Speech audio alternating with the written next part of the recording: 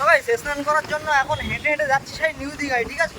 কত পরিমাণ জল দেখো, মানে এত মানুষের লোকজন সে কথা মুখে বলা যাবে না, মানে সমুদ্রই দেখো কত ভিড়। ও সেরা সেরা সেরা ফ্ল্যাশব্যাক।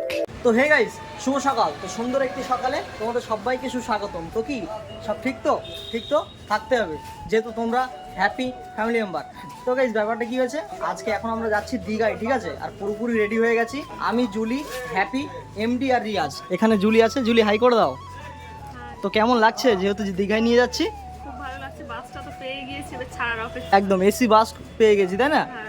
তো গাইস মানে এসি বাস পেয়ে গেছি, যেহেতু মানে 4-5 ঘন্টা জার্নি আছে, তো এসি হলে সব থেকে আমাদের বেটার হবে, তাই না রিয়াজ? এসি হলে ভালো হয় বলো। এসি বাস অলরেডি আমরা বুকিং করে নিয়েছি। আর সামনে দেখো এমডি দাঁড়িয়ে আছে, হাসি খুশি মন নিয়ে ভাই। সকাল কিন্তু প্রায় হব, ঠিক আছে, মানে এখন বাজে 4:30, প্রায় সকাল হব। তো আমাদের বাসটা ছাড়বে ঠিক 5টার দিকে, ঠিক আছে, মানে আর আধ ঘন্টার মধ্যে বাসটা ছেড়ে দেবে। তো গাইস ফাইনালি তো বারাসাত থেকে বাস ছেড়ে দিয়েছে, আর জুলি আর হ্যাপি এখানে বসেছে। তো কেমন লাগছে হ্যাপি? জুলি তোমার কেমন লাগছে? খুব ভালো লাগছে। আর রিয়াজ হয়েছে পিছনে বসেছে, আর এমডি হয়েছে, মানে পুরো বাসটাই দেখো খালি, ঠিক আছে। বাট এখানে যে বাস লোড হয়ে ছাড়ে ওরকম কোনো ব্যাপার না, ঠিক আছে, মানে দুজন হোক বা একজন হোক নিয়ে চলে যাবে। তো এখন তো বারাসাত থেকে বাসটা ছেড়ে দিয়েছে, তারপরে যাবে একদম ডাইরেক্ট কোলাঘাট দিয়ে যাবে। কোলাঘাটে গিয়ে আধ ঘন্টা হয়তো রেস্ট করে তারপর ওখান থেকে ডাইরেক্ট দিয়ে যাবে।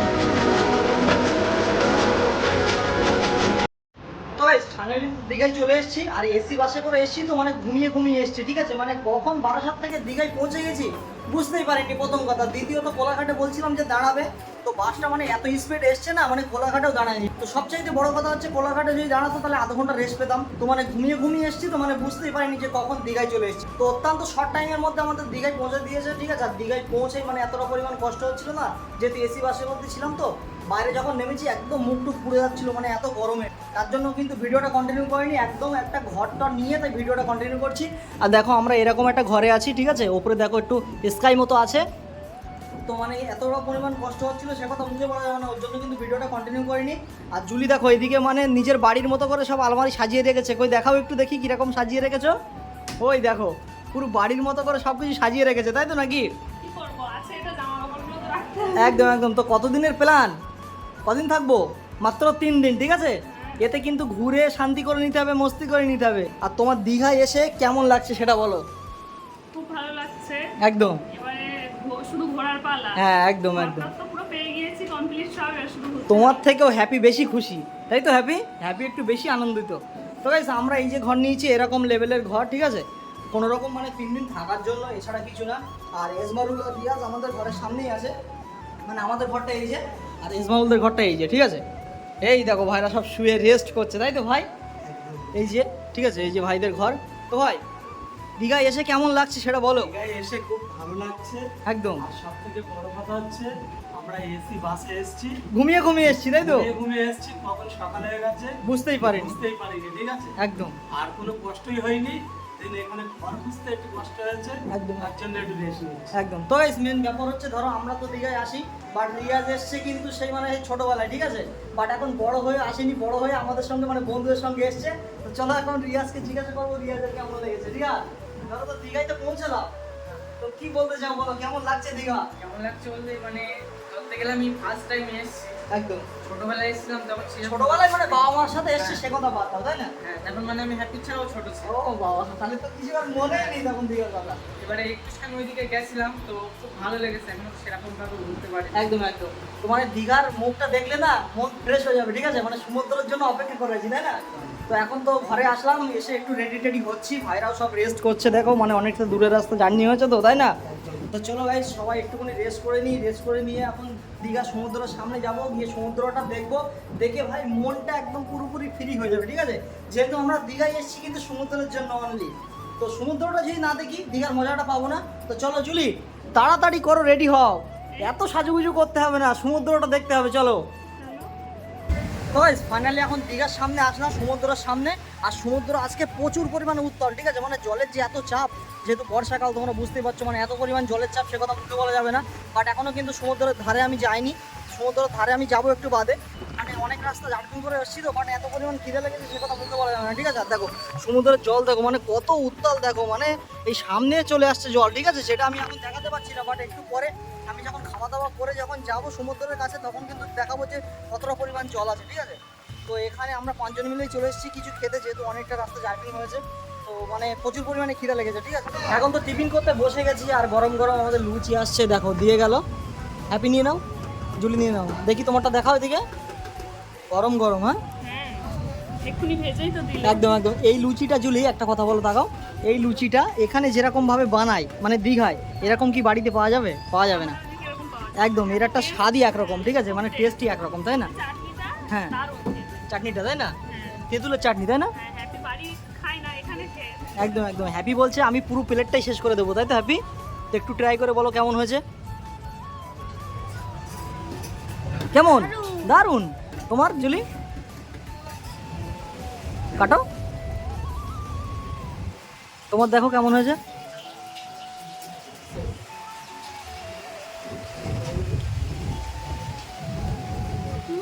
সেই স্বাদ।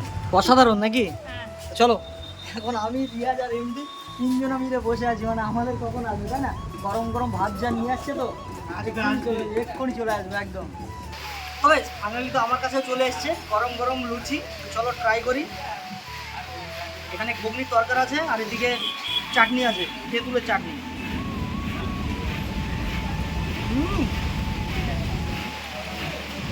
সেরা সেরা। এবার একটু চাটনি দিয়ে টক মিষ্টি তো জাস্ট অসাধারণ লাগছে। লুচি টুচি খেয়ে এখন সমুদ্রের সামনের দিকে এসেছি, আর আজকে কিন্তু সমুদ্রের জলটা কিন্তু প্রচুর পরিমাণে উত্তাল। তো এখানে জুলি বসে আছে, এখানে রিয়াজ বসে আছে, আর এই দেখো সমুদ্রের জল দেখো, মানে এত পরিমাণ জল সে কথা বুঝতে পারা যাবে না, ঠিক আছে? প্রচুর পরিমাণে উত্তাল সমুদ্র দেখো। আর ওদিকে দেখো লোকজন সব বসে আছে, ঠিক আছে? যার সমুদ্রের ফিল করছে। আর এখানে মানে এত পরিমাণে হাওয়া হচ্ছে না, এটা আমার নিজের ভয়েসটা বেরিয়ে আসছে কিনা সেটাও আমি জানি না, ঠিক আছে? এত পরিমাণ মানে হাওয়া হচ্ছে সেটা তো তোমরা দেখে বুঝতে পারছো। আর সমুদ্রের জল চোখে যেন ঝাপটা মারছে, ঠিক আছে? নোনা জল তো চোখে গেলে চোখ জ্বালা দিচ্ছে, মানে ঢেউগুলো দেখো যা সেরা সেরা সেরা। হ্যাপি কিরকম লাগছে? ভালো লাগছে? আর সেই দেখো তোমার সামনে দেখো গোলা আইসক্রিম, গোলা আইসক্রিম খাবে নাকি একটা? যেহেতু তোমার গোলা আইসক্রিম ফেভারিট, তো শুনি তুমি একটা গোলা আইসক্রিম খাবে? তো সামনে তো সমুদ্র তোমার কাছে, কেমন লাগছে? এখন 4-5 বার এসেছি, কিন্তু এতটা মানে এতটা মানে জলের চাপ বা এতটা সমুদ্র উত্তাল তুমি দেখোনি, তাই না? মানে প্রচুর পরিমাণে জলের চাপ, ঠিক আছে? যেহেতু মানে এটা বর্ষাকাল, তো বুঝতেই পারছো তোমরা, বর্ষাকালে এইরকমই জলের চাপ থাকে। আর মানে এরকম বলতে কি জানো, এছাড়াও বেশি জলের চাপ থাকে কোনো কথা নেই। এগুলো তো মানে এবারে যেন বেশি জলের চাপ। আর সমুদ্র এখন ভিউটা দেখো যা সেরা, সেরা সেরা সেরা। আর এই যে গোলা আইসক্রিম, এটা খুব খেতে ভালো লাগে নাকি বলো? মানে দীঘায় আসলে গোলা না খেলে ভালো লাগে না, তাই না? ঠিক আছে চলো। আর এই দেখো এই দাদারা কিন্তু গোলা আইসক্রিম বানাচ্ছে। দীঘায় আসলে না গাইস, মানে গোলা আইসক্রিম না খেলে কিন্তু ভালো লাগবে না, তার জন্য কিন্তু হ্যাপি নিয়ে নিয়েছে দেখো গোলা আইসক্রিম। আর নিয়েছে অরেঞ্জ কালার ফ্লেভার আর গ্রিন কালার ফ্লেভার, তাই তো হ্যাপি? তো কেমন লাগছে তাই বলো? দারুণ না? ওই দেখি আমার কাছে একটু দাও। আরে ঘুরিয়ে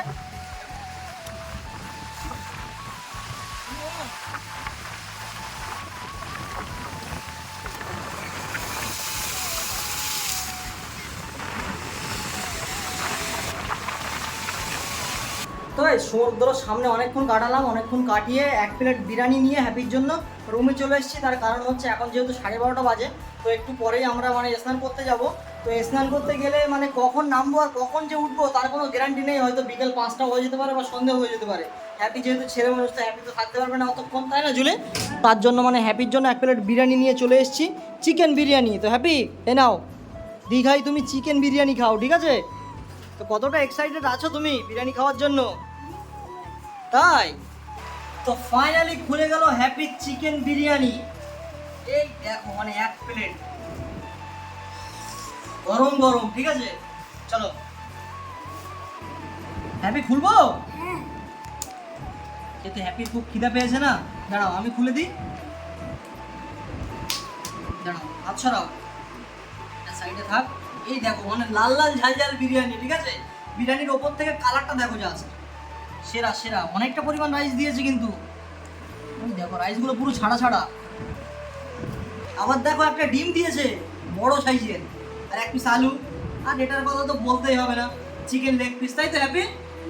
তো গাইস হ্যাপির বিরিয়ানি তো আনবক্সিং করা হয়ে গেল, বাট এখন হ্যাপি রিভিউ দেবে যে বিরিয়ানিটা কেমন হয়েছে। হ্যাপি একটু রিভিউ দাও চিকেন দিয়ে।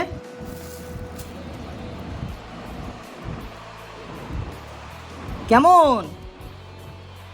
সেরা? জুলি তুমি একটু রিভিউ দাও তো কেমন লাগে। দেখো রাইসটা কিন্তু দারুণ, বলো, ঝরঝরে রাইস। ভালো। তো হ্যাপি এখন খাওয়া দাওয়া করেনি, আর আমরা এখন একটু রেস্ট করবো রুমের ভিতরে। তারপরে মানে আধ ঘন্টা বা 1 ঘন্টা পরে একেবারে ড্রেস পাট করে তাই স্নান করতে যাবো, ঠিক আছে? তো ফাইনালি এখন ঘুম থেকে উঠলাম, আর ঘুম থেকে উঠে দেখছি যে 2টো বেজে গেছে, ঠিক আছে? যেহেতু আমাদের তো স্নান করা হয়নি সারাদিন, তো এখন যাচ্ছি স্নান করতে। আর স্নান করার জন্য অলরেডি ড্রেসও সব চেঞ্জ করে নিয়েছি। আমি হাতা কাটা গেঞ্জি পরেছি, ঠিক আছে? আর রিয়াজ পরেছে এই যে, এমডি পরেছে এই যে নেইমার ফ্যান, আর হ্যাপি পরেছে এই যে, আর পিছনে আছে কিন্তু জুলি। তো জুলি আজকে যেহেতু দীঘায় এসেছি, তো দীঘায় এসে যদি সমুদ্রে স্নান না করি তাহলে সমুদ্রের যে মজাটা সেটা পাওয়া যায়, বলো? হ্যাঁ, তার জন্য যেতে দেরি হয়ে গিয়েছে, বৃষ্টি হয়েছে। একদম একদম। তো মানে যেতে দেরি হয়েছে তার কারণ হচ্ছে এখানে প্রচুর পরিমাণ বৃষ্টি হয়েছে, ঠিক আছে? মানে আসলাম, এসে সমুদ্রে ঘুরলাম, একটু কচুরি টচুরি খেলাম, খেয়ে এবারে রুমে গিয়ে যখন রেস্ট করছি, ঠিক আছে, মানে এত পরিমাণ বৃষ্টি এসছে সে কথা মুখে বলা যাবে না। আর বৃষ্টির কারণে আমরা একটু ঘুমিয়ে পড়েছিলাম 1 ঘন্টা, তারপরে ঘুম থেকে উঠে দেখছি যে 2টো বেজে গেছে, তাই না? তো এখন স্নান করতে যাচ্ছি, যেহেতু স্নান করার পালা চলে এসছে, আর দুপুর হয়ে গেছে যেহেতু, মানে 3টে 4টে বেজে গেলে না স্নান করতে গেলে এবার ঠান্ডা লাগবে, তাই না? যেহেতু বর্ষাকাল এমনি ঠান্ডা ঠান্ডা ভাব লাগছে, তো আবার যা জল হয়েছে সে কথা মুখে বলা যাবে না, প্রচুর পরিমাণে জল। তো চলো এখন সমুদ্রের ঘাটের দিকে যাচ্ছি। আর চারিদিকে যা বাঁশির আওয়াজ দিচ্ছে গাড়ি ঘোড়ার, মানে আমার ভয়েসটাও আসছে কিনা তাই সন্দেহ, তাই না? চলো সবাই স্নান করার জন্য এখন হেঁটে হেঁটে যাচ্ছি সেই নিউ দীঘায়, ঠিক আছে? মানে ওল্ড দীঘায় এত পরিমাণ জলের চাপ না, মানে এই দেখো একটা নিশানা করা রয়েছে, তাও পুরো বুড়ে গেছে জলে, ঠিক আছে? মানে এত পরিমাণ জলের চাপ। বর্ষাকাল যেহেতু বুঝতেই পারছো, মানে এবছরের মতন জলের চাপ আমি আর কোনোবারও দেখিনি, বলো জলে প্রচুর। আর এখান থেকে নিউ দীঘা তো অনেকটা, মানে হেঁটে হেঁটে যাচ্ছি, আবার দেখো পায়ে খালি পায়ে, ঠিক আছে?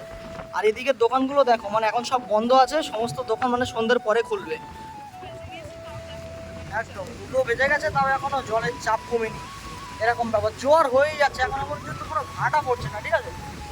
কত পরিমাণ জল দেখো। রিয়াজ আজকে বোধহয় সমুদ্রে নামতে পারবো না, নাকি বলো? সে পরিমাণ জল, তাই না? তো চলো গাইস এখন যাচ্ছি তো হেঁটে হেঁটে নিউ দীঘার দিকে। যদি নিউ দীঘায় নামতে পারি তাহলে তো খুব ভালো, আর যদি না নামতে পারি তাহলে আর কি করে বলবো, বলো? দীঘায় আসলাম, দীঘার জলে যদি স্নান না করতে পারি তাহলে তো দীঘার মজাটাই আসবে না, তাই না বলো? চলো দেখি নিউ দীঘা পর্যন্ত যাই। হ্যাঁ আজকে না হলে তো কালকে তো অবশ্যই নামবো, যেহেতু 3 দিন এখনো আছি দীঘায়। একটা দিন যদি লস হয়ে যায় তাও কোনো ব্যাপার না, এখনো হাতে 2টো দিন পাবো, তাই না?